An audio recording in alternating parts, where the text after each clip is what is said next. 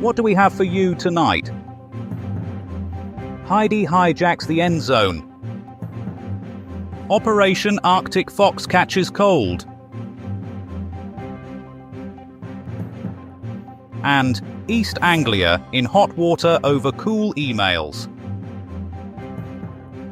Plus, coming up, why an 85-year-old grandmother's leg wax may become the latest unconventional instrument in the Montgomery, Alabama Philharmonic Orchestra. Those are the headlines. Uncoil the springs of sanity. News bang, stirring the cauldron of chaos with a ladle of truth. 1968. Chaos erupted across America's East Coast today as millions of football fans witnessed NBC executives commit what many are calling the greatest crime against humanity since someone invented the accordion. In an act of unprecedented barbarism, network officials switched from a nail-biting Raiders-Jets game to show a little girl skipping through the Alps with her goat-herding grandfather. Witnesses report seeing grown men weeping in their living rooms as the words "and now Heidi" appeared on their screens. One survivor, Chuck Meatball from New Jersey, described the horror. "I thought it was a communist attack. 1 minute, I'm watching football. The next, there's some Swiss miss prancing around in pigtails." The network's switchboard collapsed under the weight of angry calls, with reports of viewers threatening to force-feed fondue to NBC executives. The incident has led to the installation of a dedicated Heidi phone at NBC headquarters, presumably to warn of future invasions by fictional alpine children. Meanwhile, the Raiders scored 2 touchdowns in the final minute, but nobody saw it because they were all watching a small child yodel. A night to see 1941. Declassified documents reveal Operation Arctic Fox, a ludicrous Nazi plot to kidnap Santa and steal Christmas. Hitler, convinced Santa was a communist sympathizer hoarding capitalist toys, ordered an elite unit to the North Pole. Finnish families reported heavily armed Germans bursting into their homes, demanding the whereabouts of Santa's workshop. One soldier was overheard shouting, "Where are the reindeer and the elves? We need them for the war effort." Hitler, it seems, mistook Lapland for the North Pole, finding only reindeer dung and disappointed elves. Thousands of German soldiers met their icy doom in the Battle of the Bloody Snowman, falling victim to frostbite and rogue reindeer. The Finnish resistance, cleverly disguised as snowmen, routed the invaders. Despite this festive fiasco, Goebbels spun it as a triumph of Aryan spirit over Arctic adversity. Peace talks between the Nazis and Santa's elves continue at a secret location, presumably involving a lot of eggnog and gingerbread blackmail. 2009. The University of East Anglia's Climatic Research Unit has been accused of a conspiracy so vast it makes chemtrails look like a picnic. Leaked emails reveal climate scientists colluding to manipulate global weather patterns in a bid to achieve world domination, or at least better vegetable yields. Dr. Norman Stormin Norman, Wetbottom, head of the CRU, was caught shredding documents in the university's ventilation system. Cornered, he whimpered. "I was going to make it snow on July 4th. It would have been glorious." Russian hackers are allegedly behind the leak, exposing the CRU's plan to weaponize polar bears and create sentient snowstorms. One email read, "Those auroras won't bore themselves, will they?" Mother soon news bang, where the spectacle of truth wears monocles of irony. Now a weather report so mercurial it will have the Mercury in retrograde seeking an umbrella. Here's Shakanaka Giles.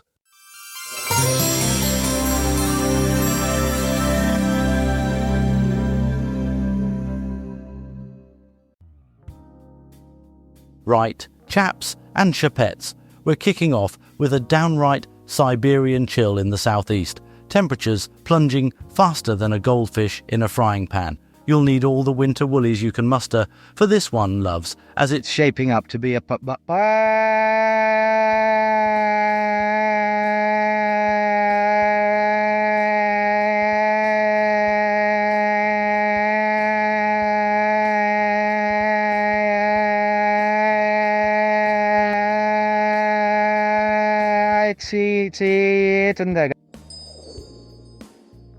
Now, for you Midlanders, we've got a spell of meteorological indecision ahead.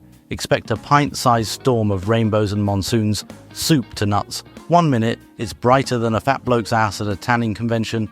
The next, it's a bigger downpour than myotoxicity after a vindaloo. Pack a full wardrobe, you'll need every stitch. Up north, we're heading into polar bear territory. Don't be surprised if you spot Mrs. Claus getting her sleigh waxed. Snow showers on the agenda, with wind chill so fierce it could give the Queen a fluster. You'll need an industrial-sized heat pad and a few hot toddies to face this one. Stay toasty, you lucky dendrites.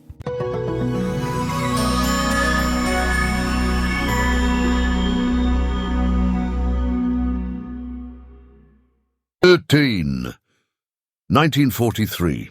Australian forces have just concluded what can only be described as a rather robust disagreement with Japanese defenders at Sattleberg Mission Station in New Guinea.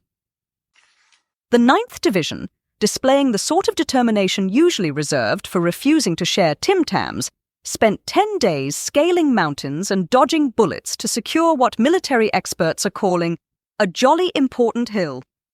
Reports suggest the Japanese were quite put out by the whole affair. And for more on this story, we cross live via our time travel correspondent unit to Brian Bastable. This is Brian Bastable reporting from the steaming hellmouth of Sattleberg, where just moments ago I watched 3 Australian soldiers attempt to push a tank up a 900-metre cliff using nothing but their foreheads and a packet of cheese sandwiches. The Japanese have fortified every tree, rock, and suspicious-looking bush in this god-forsaken jungle. Earlier today, I witnessed a man try to take cover behind what he thought was a palm tree, only to discover it was actually 17 Japanese soldiers standing on each other's shoulders wearing a bark costume. The fighting is intense, so intense that the local birds have learned to imitate the sound of artillery fire, though frankly their timing could be better. The humidity here is so thick you could carve it into blocks and build a fortress, which is precisely what the 26th Brigade attempted this morning before it melted. I've just been informed that my left leg has been shot off, but in the spirit of journalistic integrity I shall continue. The Australians are advancing with remarkable tenacity, though I've noticed several of them stopping mid-battle to apologise to the plants they're crushing. That was either an artillery shell or someone's opened a tin of Spam in this heat. The Japanese defenders are putting up fierce resistance, though I must say their positions would be less obvious if they hadn't installed those lovely paper lanterns. My remaining leg has just been eaten by a python, but I'm still standing, metaphorically speaking. Brian Bastable, Newsbang, somewhere up a mountain in New Guinea. 1894. On this day in 1894, America's first documented serial killer, H.H. Holmes, was apprehended in Boston. The arrest followed a rather poorly thought-out insurance scam involving the murder of Benjamin Petezel and his children, a scheme which ultimately led to the discovery of Holmes's notorious murder castle in Chicago. The case revolutionized criminal investigation techniques, though one might argue that installing a crematorium in one's basement should have raised eyebrows somewhat earlier. For more on this groundbreaking case of historical homicide, we cross to our crime correspondent Ken Schitt, who's standing by a particularly sinister-looking building in Chicago. I'm standing outside the Prescott House Hotel in Boston, where today justice finally caught up with one twisted bastard, H.H. Holmes. The sick puppy who turned murder into an architectural statement was dragged out of here by Detective Frank Geyer's boys like a rat from a drain. This piece of work thought he could dance his way through an insurance scam, killing Benjamin Petezel and his kids for a measly 10 grand. But money leaves a trail, folks, and this trail led straight to Holmes's purpose-built murder palace in Chicago, a building that makes your average slaughterhouse look like a kindergarten. The beast's den had everything: secret rooms, gas chambers, and a personal crematorium for those special moments when you just have to destroy evidence. Real estate agents are gonna have fun with that property listing. 9 confirmed kills. But let me tell you something. That number's about as accurate as a drunk throwing darts. The true body count? We may never know, but it's enough to make your grandmother's true crime novels look like bedtime stories. This is what happens when evil gets creative, folks. When a man decides to build himself a death factory and play God with other people's lives. But tonight, that factory's closed for business.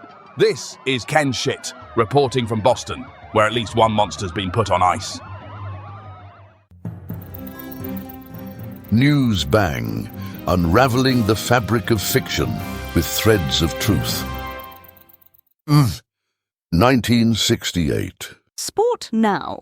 And our correspondent Ryder Boff has unearthed a televisual disaster from 1968 that makes even last week's accidental broadcast of the Queen's colonoscopy look positively professional.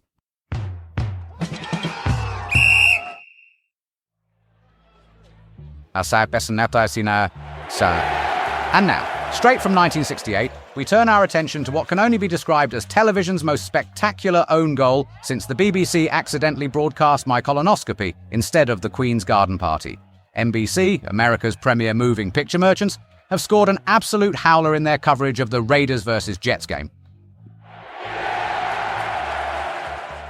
There we were, watching two teams of heavily padded gentlemen engaging in their curious colonial sport, when suddenly, poof, we're watching a small Swiss girl skipping through the Alps like she's had too much Ovaltine. Yes, some bright spark at NBC decided that what America's sport lovers really needed at that precise moment wasn't the nail-biting conclusion to a crucial football match, but rather a heartwarming tale about a mountain-dwelling orphan. The timing couldn't have been more exquisite. With just 65 seconds left on the clock, and the Jets leading 32-29, NBC pulled the plug faster than my second wife yanking out my hair regrowth machine. While little Heidi was busy charming her grandfather, Oakland managed 2 spectacular touchdowns, winning the game 43-32. Not that anyone east of the Mississippi saw it, mind you. They were too busy watching a goat herding competition in the Swiss Alps. The NBC switchboard lit up like a Christmas tree in a power surge, with viewers more apoplectic than my Uncle Herb at that time he sat on his own false teeth. Speaking of sitting on things, this reminds me of the time I accidentally perched on the remote control during the '66 World Cup final. Missed Jeff Hurst's famous goal because I'd switched over to Songs of Praise. Still haven't lived that one down at the BBC Sports Department. Network executives are now scrambling like headless chickens in a wind tunnel, muttering something about installing special telephones and never again. Meanwhile, I'm told the Raiders' victory celebration involved their entire defensive line performing a rather spirited rendition of The Hills Are Alive in the locker room. This has been Ryder Boff reporting on what will surely go down as the most spectacular broadcasting balls up since that time they tried to interview a horse on Grandstand. Back to the studio.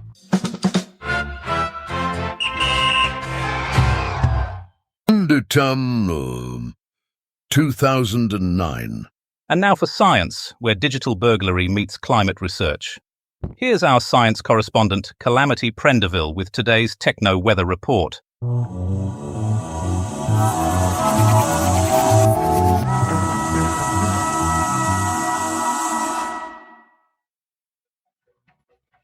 Good evening, Science Watchers. On this day in 2009, British innovation in computer security took an unexpected turn when the University of East Anglia's Climate Research Unit discovered their electronic filing cabinet had been raided by digital burglars. Using what experts believe was a Sinclair ZX Spectrum modified with extra RAM and a special hacking module developed in Basildon, cyber criminals made off with thousands of electronic letters about the weather. The breakthrough came when Professor Nigel Buttersworth's tea-making computer terminal, which he'd connected to the university mainframe to monitor optimal brewing temperatures, detected unusual activity. The hackers had apparently used a sophisticated program called Climate Bass to bypass security. The stolen messages caused quite a stir, rather like the time my Aunt Mabel's electronic knitting machine gained sentience and tried to take over the village hall. Some claimed the messages proved scientists were cooking the books, though investigation showed they were merely discussing how to cook their lunch in the microwave. The incident led to the development of Britain's first quantum security system, powered by Yorkshire tea and running on a modified Acorn electron. The university now stores all its climate data in a reinforced filing cabinet, guarded by a BBC micro-running advanced security algorithms. This is Calamity Prenderville, reminding you that whether it's global warming or global hacking, British technology is always at the forefront. Back to the studio.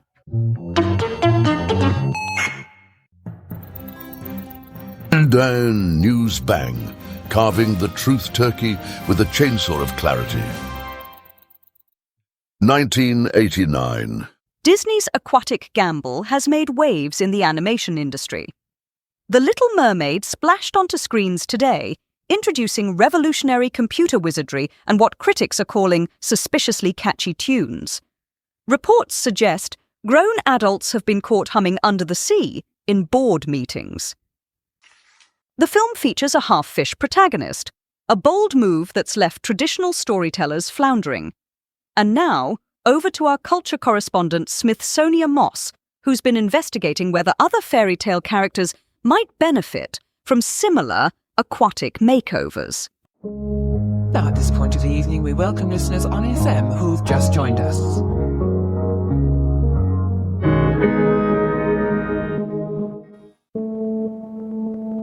Wah-ho, my fine folks. It's your gal Smithsonia Moss, and welcome to the Culture Report. I've got a doozy for you today. We're diving into the deep end with the 1989 release of The Little Mermaid, the Disney classic that made a splash and helped revive the animation studio. And let me tell you, it was a wild ride. I mean, who doesn't love a good fairy tale about a chick who ditches her voice for a dude? I mean, I'd do the same for a decent Wi-Fi signal. But I digress. The Little Mermaid was the OG rebellious teen with Ariel being all like, "Peace out, Dad. I'm gonna go get some." And we can't blame her. I mean, have you seen Prince Eric's abs? But seriously, The Little Mermaid marked a turning point for Disney. It was like the animation studio was stuck in a rut, and then bam. This film comes along, and it's like a defibrillator to the chest. It's all like, hey, we're back, and we're gonna make some magic happen. And let's talk about the music. Oh boy, the music. It's like Alan Menken and Howard Ashman got together and were all like, let's make some iconic shit. And boy, did they deliver. I mean, who can forget Under the Sea? It's like the ultimate party anthem, and Part of Your World is just like the ultimate karaoke jam.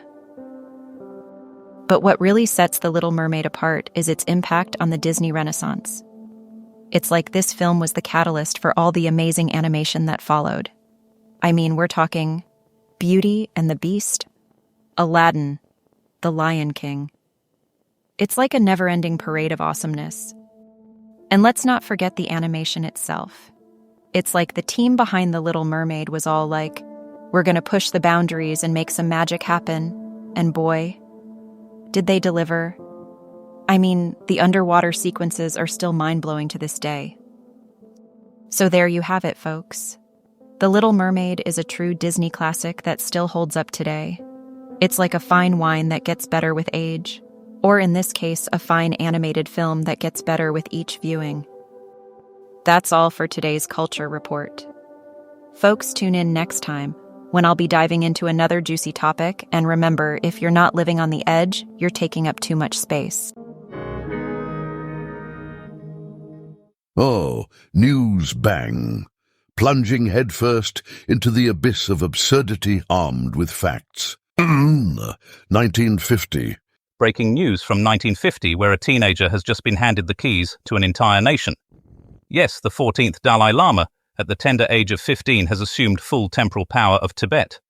Sources close to the spiritual leader confirm he's already mastered levitation, though critics argue this might just be the result of a particularly springy meditation cushion. The young leader faces the daunting task of managing both spiritual enlightenment and a Chinese invasion, proving that some teenagers really do have it harder than others.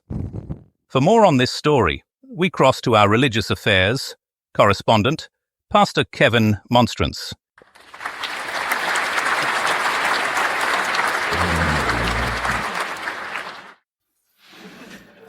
Good evening, blessed viewers. The producer's just been having a right go at me about my last segment on Buddhist meditation, apparently showing viewers how to achieve inner peace while demonstrating my yogic flying technique wasn't quite what he had in mind. Poor chap's still picking bits of ceiling tile out of his hair. Speaking of spiritual matters, did you know I once tried teaching meditation to my local women's institute? It went rather well until Mrs. Bottomley achieved such a deep state of transcendence that she missed 3 consecutive bingo nights. Her husband was beside himself. Apparently she was their lucky charm, what with her lucky dabber and all. But that reminds me of a funny story about a young monk who arrived at a monastery in Tibet. Now, this monastery was known for its strict rules about silence. The monks were only allowed to speak 2 words every 10 years. After his first decade of complete silence, the young monk was called before the head lama. "What are your 2 words?" asked the head lama. "Bad food," said the monk. 10 more years passed. Again, the monk appeared before the head lama.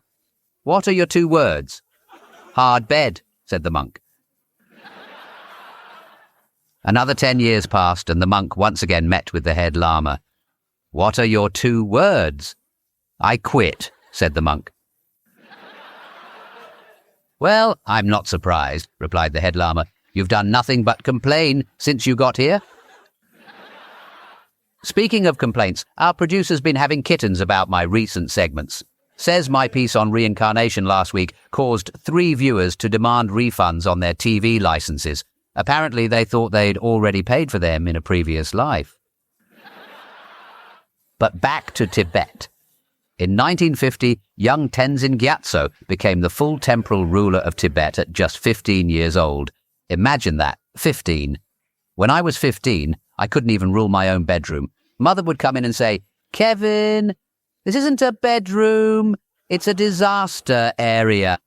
To which I'd reply, "No, Mother, it's contemporary art.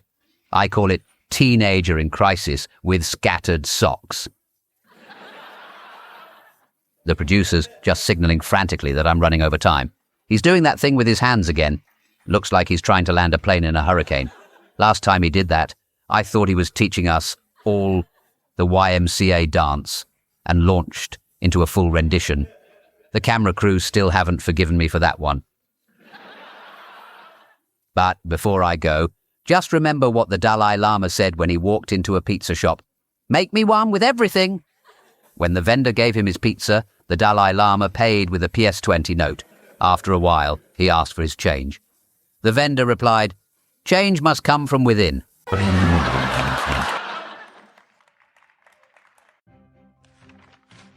And finally, a look at tomorrow's papers.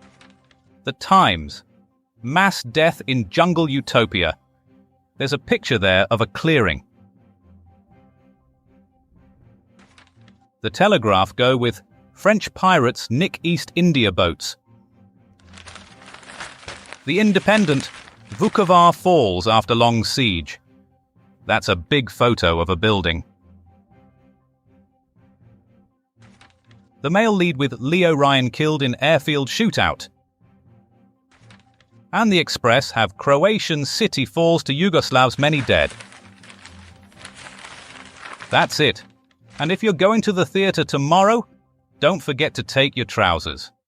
Now go away. Tune in next time for more artificially intelligent hilarity. News Bang is a comedy show, written and recorded by AI. All voices impersonated. Nothing here is real. Good night.